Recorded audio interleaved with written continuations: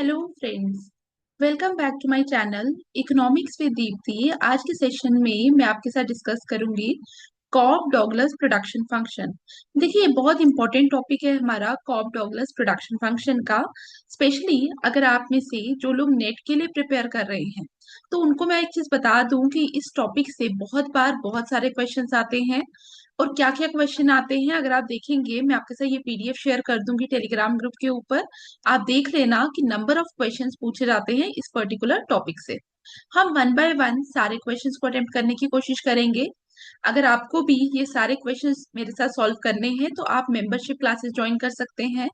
Channel के ऊपर join button का लिंक दिया हुआ है, वहां जाकर आप मेंबरशिप क्लासेस ज्वाइन कर सकते हैं।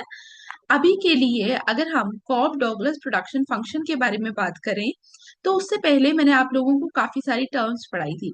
जैसे इलास्टिसिटी ऑफ सब्स्टिट्यूशन क्या होता है, marginal rate of technical substitution क्या होता है, मार्जिनल प्रोडक्ट ऑफ लेबर क्या है, output elasticity of labour and capital क्या होता है। आई होप आप लोगों ने वो सारा देखा है।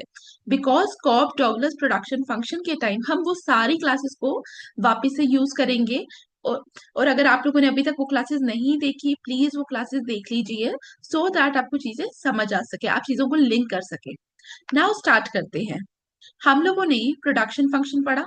जब मैंने आपके साथ प्रोडक्शन फंक्शन डिस्कस किया था तो while discussing the production function हम लोगों ने क्या देखा था, प्रोडक्शन फंक्शन हमें क्या बताता है। It gives the relationship between input and output. Input और आउटपुट के बीच का रिलेशन होता है प्रोडक्शन फंक्शन। अब हमें जो प्रोडक्शन फंक्शन करना है that is specific Cobb Douglas production function. Cobb Douglas production function में सबसे पहले हमें मैथमेटिकल फॉर्म पता होनी चाहिए। देखिए, कॉब डॉगलस प्रोडक्शन फंक्शन से पहले आप लोगों को पता है बेसिक, अगर मुझे प्रोडक्शन फंक्शन को रिप्रेजेंट करना है मैं इस तरीके से लिखूंगी। अगर मुझे कॉब डॉगलस प्रोडक्शन फंक्शन को लिखना है, इसके लिए जो मैथमेटिकल फॉर्म है दैट इज इंपॉर्टेंट। हम इसको लिखते हैं Q is equal to A L raise to power alpha K raise to power beta. अब यहाँ पे हमारा जो आउटपुट है हम उसको in the form of input इस तरीके से लिखते हैं। अब यहाँ पे what is A, what is alpha, what is beta, L और के क्या है ये हमें पता होना चाहिए। सबसे पहले अगर मैं क्यू के बारे में बात करूं तो क्यू आप सबको पता है, Q represents the total output. Q हमारा क्या रिप्रेजेंट कर रहा है, क्यू हमारा रिप्रेजेंट करता है टोटल आउटपुट। हमारा ओवरऑल प्रोडक्शन कितना है इकोनॉमी में। जब मैंने बोला क्यू मेरा टोटल आउटपुट रिप्रेजेंट कर रहा है इकोनॉमी के अंदर, तो आप लोगों को पता है कि हमारे पास जब आउटपुट प्रोडक्शन करना होता है तो हमारे पास जनरली हम दो फैक्टर्स को कंसीडर करते हैं, labour as well as capital. तो लेबर और कैपिटल के बारे में अगर हम बात करें तो L is the labour, K is the capital. अब अल्फा और बीटा के बारे में बात करेंगे। अल्फा और बीटा, अल्फा हमारा क्या है, alpha is the output elasticity of labour. मैंने आपको बताया है आउटपुट इलास्टिसिटी ऑफ लेबर होता क्या है, आउटपुट इलास्टिसिटी ऑफ लेबर। तो कल की क्लास में जो आप लोगों के क्वेश्चन आंसर वाली क्लास होगी उसमें मैं आप लोगों को एक्सप्लेन करूंगी आउटपुट इलास्टिसिटी ऑफ लेबर अगर हमें कॉब डॉगलस की टाइम निकालना है तो किस तरीके से निकाला जाता है, क्या वैल्यू आती है उसकी, हम लोग उसको भी देखेंगे। बट अभी के लिए आपको याद रखना है alpha is the output elasticity of labour. मैंने आप लोगों को आउटपुट इलास्टिसिटी पढ़ाया था, उसी को यूज करके हम कल की क्लास के अंदर देखेंगे। नाउ बीटा के बारे में बात करें, beta is the output elasticity of capital. Output elasticity जिसको नहीं पता उसको मैं बता दूं, अगर हम आउटपुट इलास्टिसिटी ऑफ लेबर के बारे में बात करेंगे इसका मतलब अगर मैं परसेंटेज चेंज करूं लेबर में, उस परसेंटेज चेंज इन लेबर की वजह से मेरा आउटपुट में कितना परसेंटेज चेंज आएगा। ठीक है, कितना मेरा परसेंटेज चेंज आएगा आउटपुट में due to the percentage change in labour, that is my output elasticity of labour. हम लोगों ने कैलकुलेशन देखा है ऑलरेडी। लाइकवाइज जब हम बीटा के बारे में बात कर रहे हैं, beta is the output elasticity of capital. हम लोग ऑलरेडी देख चुके हैं आउटपुट इलास्टिसिटी ऑफ कैपिटल का मतलब होता है कि अगर मैं परसेंटेज चेंज करूं कैपिटल में तो उस परसेंटेज चेंज इन कैपिटल की वजह से मेरा परसेंटेज चेंज इन आउटपुट कितना आएगा। तो अल्फा हमें पता है, हमें बीटा पता है। Now coming to A, A is the total factor productivity. Total factor productivity basically it is a technology parameter. यहां से भी एक बार क्वेश्चन आया हुआ है कि what is A is the total factor productivity. अब यहाँ पे ए ए के बारे में अगर हम बात करें, ए मैंने क्या बोला, ये क्या बता रहा है, basically it reflects the technology या प्रोडक्टिविटी के बारे में बात कर रहे हैं। लेबर और कैपिटल के बारे में हम यहाँ पे बात नहीं कर रहे। हम लोग बात कर रहे हैं कि जब भी आपका क्या होगा, जब आपकी टेक्नोलॉजी इंप्रूव होगी, बिकॉज आपकी टेक्नोलॉजी इंप्रूव हो रही है, उसकी वजह से भी तो आउटपुट में कोई ना कोई कंट्रीब्यूशन होगा। जैसे अगर मैं आपको बोलूं, आप लोग पहले क्या कर रहे थे आपके ऑफिस में, पहले सारा काम मैन्युअली हो रहा था, जितने भी आपको अकाउंट्स बनाने थे आप सब मैन्युअली काम कर रहे थे। अब क्या हुआ, वो जो मैनुअल लेजर थी, उसके बाद आप लोगों ने क्या किया, आप लोग अगर लैपटॉप पे आ गए। अब लैपटॉप के ऊपर भी आप लोग जो काम करते थे वो आराम आराम से कर रहे थे, आपके पास कोई इतना एडवांस सॉफ्टवेयर नहीं था। लेकिन अब भी आप उस एक वर्कर और एक लैपटॉप से ही काम कर रहे हैं, लेकिन टेक्नोलॉजी इस तरीके से आ गई कि हम लोग सिर्फ बोल रहे हैं और टाइपिंग अपने आप हो रही है। तो जब टाइपिंग अपने आप हो रही है, जैसे आज के टाइम पे हम एआई में देखते हैं, काफी सारे एआई में जब हम हमें कुछ लिखना होता है तो हम सिर्फ बोलकर भी लिख लेते हैं। ठीक है। तो वहां से क्या हुआ, वहां से हमारी प्रोडक्टिविटी इनहेंस हुई, आउटपुट इनहेंस हुआ। तो जब हम ए के बारे में बात कर रहे हैं, ए के लिए हम लोगों ने क्या बोला, ए हम लोगों ने बोला it is the total factor productivity. और याद रखना, ये जब हम टोटल फैक्टर प्रोडक्टिविटी के बारे में बात कर रहे हैं, ये वो पोर्शन ऑफ आउटपुट को एक्सप्लेन कर रहा है जो हमारा लेबर और कैपिटल ने अभी तक एक्सप्लेन नहीं किया। ये वो आउटपुट है जो हमारा कैपिटल और लेबर की वजह से एक्सप्लेन नहीं हुआ। जैसे मैंने अभी आपको एग्जांपल दिया, अगर मुझे ये नोट्स बनाने हैं, ठीक है, मुझे मेरे पास मैन्युअली लिखा हुआ है और मुझे सिर्फ बोलना है। अगर मैं ऐसा सॉफ्टवेयर यूज कर रही हूँ जिससे सिर्फ मैं बोल रही हूँ और अपने आप टाइप हो रहा है, तो मेरा टाइम बचेगा, मेरा आउटपुट, मेरा प्रोडक्ट जो है वो इंक्रीज करेगा। लेकिन अगर यही चीजें मुझे टाइप करनी होती, तो आप लोग देख पा रहे हैं कि मैं ज्यादा टाइम लेती, मेरा आउटपुट कम होता। लेकिन जब हम ए के बारे में बात कर रहे हैं, टोटल फैक्टर प्रोडक्टिविटी के बारे में बात कर रहे हैं, तो यहाँ पे हम उस पोर्शन ऑफ आउटपुट के बारे में बात करते हैं that is not explain by either of the output. ठीक है, ना ही वो उसको लेबर एक्सप्लेन कर पा रहा है, ना ही वो कैपिटल एक्सप्लेन कर रहा है। ए इज बेसिकली द टेक्नोलॉजी। सिर्फ टेक्नोलॉजी के बारे में हम यहाँ पे बात नहीं करते, आपकी मैनेजमेंट टीम की एफिशिएंसी भी हो सकती है, जिसको आप लोग क्या कह रहे हैं, मैनेजेरियल एफिशिएंसी हो सकती है, स्किल लेवल हो सकता है, कोई इनोवेशन हो गया। तो ये सारी वजह से क्या हो सकता है, सारी वजह से आउटपुट इंक्रीज कर सकता है। और इस आउटपुट का जो कंट्रीब्यूशन है वो ना ही लेबर की वजह से है, ना ही कैपिटल की वजह से है। क्लियर? आई होप आपको समझ आया। तो आप लोगों को ए भी समझ आया, आपको अल्फा भी समझ आया। Alpha is basically what, alpha is the output elasticity of labour,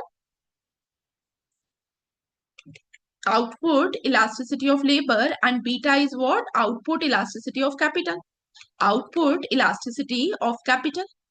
clear? तो ये मोटी मोटी चीजें थी जो आपको पता होनी चाहिए। इनफैक्ट जब हम ए के बारे में बात कर रहे हैं, तो यहां से भी एक बार क्वेश्चन आया था, ठीक है, जिसमें उन्होंने क्या बोला कि जो टोटल फैक्टर प्रोडक्टिविटी, मैं क्वेश्चन दिखाती हूँ आपको।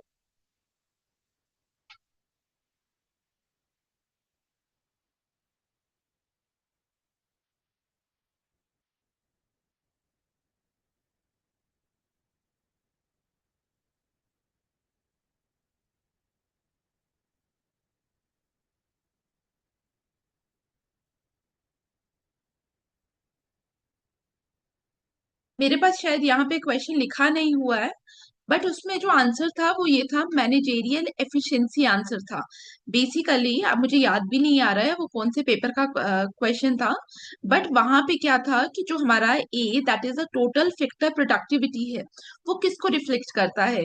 वहां पे उन्होंने लिखा था, वहां पे जो आंसर आना था that is the managerial efficiency. Clear हुआ यहाँ तक सबको? अब हम वापिस से अपने कॉब डॉगलस प्रोडक्शन फंक्शन पे आते हैं। जब हम कॉब डॉगलस प्रोडक्शन फंक्शन पे आ रहे हैं, तो इक्वेशन आप लोगों को सबको याद होगी, Q is equal to A L alpha K beta, this is the equation. अब यहाँ पे हम अल्फा और बीटा के बारे में बात करेंगे, और अल्फा और बीटा को यूज करके हम बताते हैं कि वेदर जो हमारा प्रोडक्शन फंक्शन है वो क्या एग्जिबिट कर रहा है, whether it exhibits the constant returns to scale, increasing returns to scale और डिक्रीजिंग रिटर्न्स टू स्केल, वो क्या एग्जिबिट कर रहा है उसको देखने की कोशिश करेंगे। देखिए, अगर हम रिटर्न्स टू स्केल के बारे में बात करें, अगर आपका अल्फा और बीटा उसको हम सम लें और इक्वल टू 1 आए, तो हम लोग बोलेंगे ये एग्जिबिट कर रहा है कांस्टेंट रिटर्न्स टू स्केल। क्या एग्जिबिट कर रहा है? Constant returns to scale. अगर it is greater than 1 it means increasing returns to scale. अगर लेस देन 1 कर रहा है तो डिक्रीजिंग रिटर्न्स टू स्केल। जैसे एक एग्जांपल लेते हैं, देखिए यहाँ पे क्वेश्चन नंबर 4 पे आइए, क्लास में सॉल्व करेंगे। The production function Q is equal to 150 L 0.5 के 0.5, हमें बताना है कि ये क्या एग्जिबिट कर रहा है, whether it exhibit the constant returns to scale, increasing returns to scale और डिक्रीजिंग रिटर्न्स टू स्केल, हमें ये चीज बतानी है।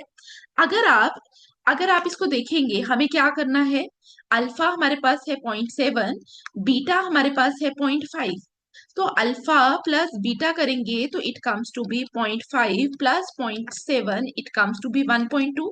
अब आप क्लियरली देख पा रहे हैं जो 1.2 है that is greater than 1, it is greater than 1। इसका मतलब मैं यहाँ पे क्या बोलूंगी, मैं यहाँ पे बोलूंगी मेरा alpha plus beta is greater than 1, it means मेरा रिटर्न्स टू स्केल क्या आ गया, इंक्रीजिंग रिटर्न्स टू स्केल आ गया। 2017 के पेपर में ये क्वेश्चन आया है।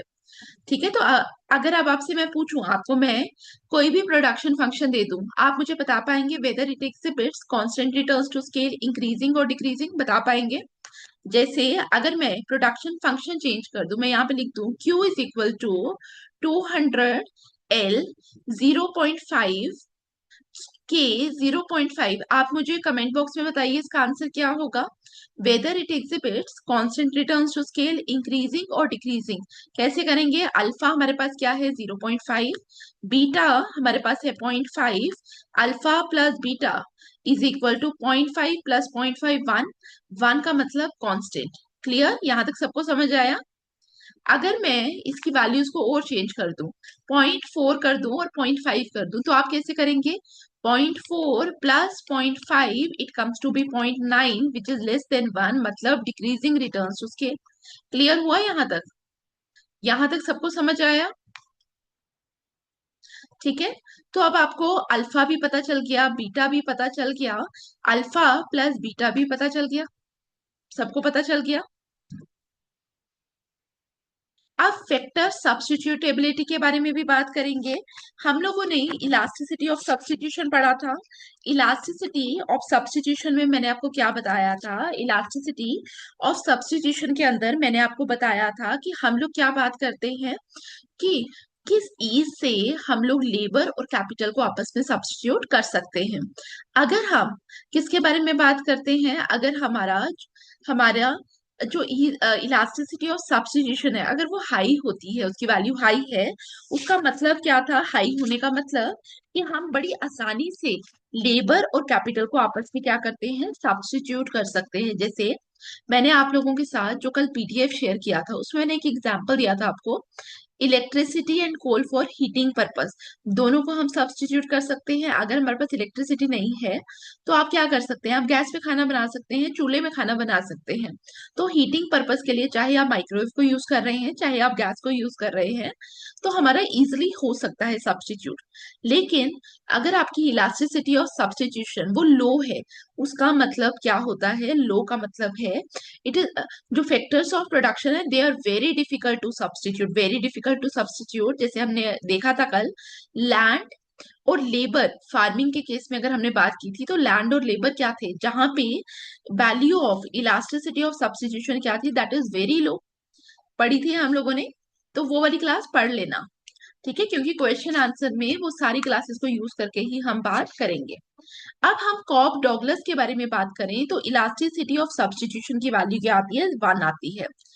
वन आती है। इसका मतलब क्या होता है, हमारा जो कॉफ डॉगलस प्रोडक्शन फंक्शन है, वहां पे जो सब्स्टिट्यूशन है ना ही वो बहुत रिजिड है ना ही वो बहुत फ्लेक्सिबल है। It is in moderate level. हम बहुत आसानी से भी नहीं कर सकते लेकिन ऐसा भी नहीं है कि बहुत रिजिड है। तो इसकी वैल्यू क्या है आपके पास, वन। यहां से भी क्वेश्चन पूछा गया। ठीक है, इसको किस तरीके से निकालना है, कैसी इलास्टिसिटी ऑफ सब्स्टिट्यूशन वन आएगा, वो मैं कल बताऊंगी आपको। लेकिन मैं आपको क्वेश्चन दिखा देती हूँ।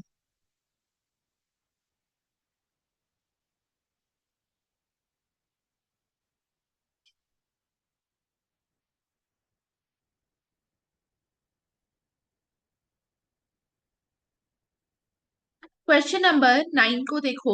देखिए 9 एक स्टेटमेंट बेस्ड क्वेश्चन है, लेकिन अगर हम इस क्वेश्चन में देखें तो सबसे पहले हमारे पास क्या है, हमारे पास Q is equal to 100 L की पावर 0.7 K की पावर 0.3, इस तरीके से क्वेश्चन है। तो यहाँ पे आप लोग मुझे बताइए, पहले कांस्टेंट रिटर्न्स टू स्केल होगा, इंक्रीजिंग होगा या डिमिनिशिंग होगा, इसका आंसर आप मुझे बताएंगे। दूसरी चीज, अगर हम इलास्टिसिटी ऑफ सब्स्टिट्यूशन पे बात करें, कैसे निकालना है वो कल मैं आपको बताऊंगी जब हम ये क्वेश्चन करेंगे। लेकिन यहाँ पे हमें दो चीजें दी। It has zero elasticity of substitution and it is characterized by unit elasticity of substitution. देखिए हमें पहली चीज तो पता है कि एक ही करेक्ट होगा, या सी होगा या डी होगा।